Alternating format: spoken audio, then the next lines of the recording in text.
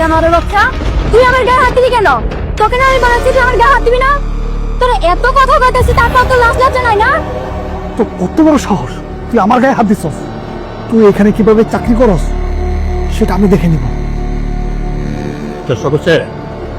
Sir কত বড় বেয়াদব, সবার সামনে স্যার আমাকে অপমান করছে।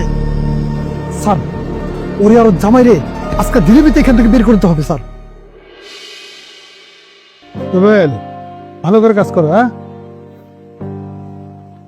হ্যাঁ এই ভালো করে করো না, ব্যথা হয়ে গেছে। আচ্ছা আমি বলছি অসভ্য জানোয়ার বেয়াদব বাচ্চা, তোমার হাত কেন ধরছি? তোকে আমি কতবার বলেছি না তুই আমার আশেপাশে ঘুরবি না? এমনি সাইজে তোকে এতগুলো বকাবকি দিয়েছে, তোর কি লাজ লজ্জা নাই? তারপরে তুই আমার পিছু পিছু ঘুরিস কেন? বেয়াদব একটা লুচ্চু বাটা কোথাকার।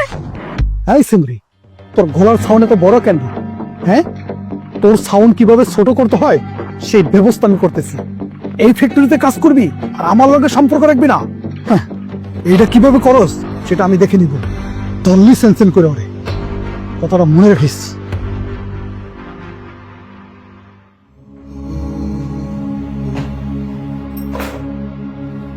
কি হয়েছে তোমার? এরকম মোবাইল ফেলাইতে আসো, ব্যাগ ফেলাইতে আসো, কি হয়েছে? আমি কালকে থেকে আর কাজে যাবো না। কামে যাইবে না কেন? আর ওই যে আমাদের লাইনে সুপারভাইজার শওকত আছে না, হ্যাঁ, ও আমাকে খুব বিরক্ত করতেছে আর আজেবাজে প্রস্তাব দেয়, আমার গায়ে হাত দিতে চায়ও। এই সমস্ত লোকের সাথে আমি কাজ করতে পারবো না, আর তুমি আর আমাকে কাজে যেতে বলবা না। আরে শোনাবো, এমনটা কইরো না। আর মাত্র 3টা মাস একটু কষ্ট করো। আমগো গ্রামের ঘরের কাজটা শেষ হয়ে যাও, তারপর আর তোমার কাজ করতে হইবে না। তুমি বাসায় থাকবা, আমি কাজ করবো। 3টা মাস একটু কষ্ট করো শোনা। এখনো আমার এগুলা সহ্য হইতেছে না। আচ্ছা ঠিক আছে শোনা, কালকে আমি অফিসে যাইয়া বড় স্যারের লগে কথা বইলা এটার একটা ব্যবস্থা নিব। তুমি কোনো টেনশন করো না। আচ্ছা আচ্ছা ঠিক আছে। স্যার আসসালামু আলাইকুম। ওয়ালাইকুম আসসালাম। স্যার আপনার সাথে আমার কিছু কথা ছিল। কি ব্যাপার, কি সমস্যা বলেন? 12 নম্বর লাইনের যে ফ্লোরে কাজ করে আমার ওয়াইফ লামিয়া, হ্যাঁ, ওই যে আমাদের সুপারভাইজার শওকত আছে না, ও খুব ডিস্টার্ব করে স্যার। এর আগেও মনে হয় একবার আপনাকে কমপ্লেন করছে। ও স্যার চাকরি করতে চাচ্ছে না। আমি আজকে জোর করে চাকরিতে নিয়ে আইছি। আমরা গরিব মানুষ, গ্রামে ছোট্ট একটা ঘর দিছি স্যার, এখনো কমপ্লিট করতে পারি নাই। আমরা জামাই বউ দুইজনে মিলে যদি চাকরি না করি, গ্রামে ঘরটাও কমপ্লিট করতে পারবো না স্যার।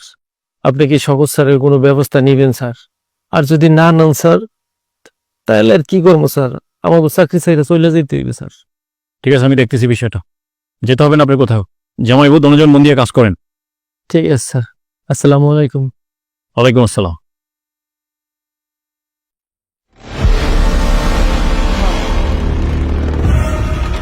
এই জানোয়ারের বাচ্চা,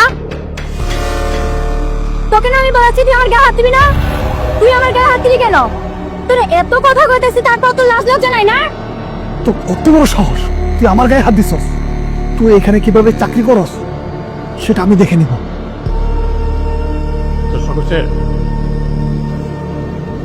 স্যার কত বড় বেয়াদব, সবার সামনে স্যার আমাকে অপমান করছে।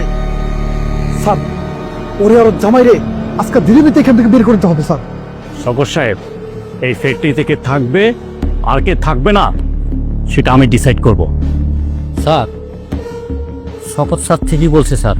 এই মেয়ে অনেকদিন থেকে স্যারের সাথে বেয়াদবি করতেছে, আমার সামনে স্যারের গায়ে হাত দিছে। স্যার এরে বাইর করে দেন। চামচামি করছ?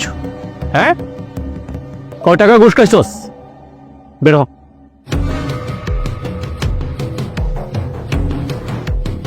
Sir don't talk. আপনার একটা কথা বলবে না। এই মুহূর্তে আপনি রিজেন দিয়ে ফ্যাক্টরি থেকে বের হয়ে যাবেন। স্যার স্যার আমাকে ক্ষমা করে দিন স্যার, আমি এরকম হবে না কখনো। এর আগে আপনাকে 2বার ওয়ার্নিং দিয়েছি আমি, আমার কোনো কথা শোনেন না আপনি।